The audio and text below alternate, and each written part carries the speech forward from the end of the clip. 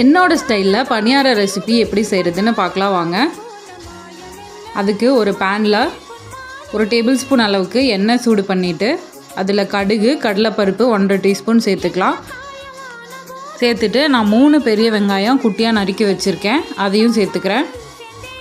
சேர்த்து வதக்கிடலாம். வெங்காயம் பாதி வதங்கினா போதும். இதில் ஒரே ஒரு பச்சை மிளகாய், நறுக்கி வச்சுருக்கிற கருவேப்பிலை சேர்த்து வதக்கிக்கலாம். இதுலேயே நான் 2 கேரட் துருவி வச்சுருக்கேன், அதையும் சேர்த்துக்கலாம்.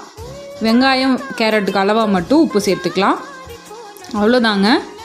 அதுக்கப்புறம் நார்மல் இட்லி மாவு தான் நான் எடுத்திருக்கேன். அதில் கடலைப்பருப்போடு நம்ம வதக்கி இருக்கிறத எடுத்து கலந்துட்டு அப்புறம் பணியாரக்கல்லை சூடு பண்ணிவிட்டு எண்ணெய் ஊற்றி காஞ்சதுக்கப்புறம் நம்ம மாவை ஊற்றி மூடி வச்சிட வேண்டியதுதான்.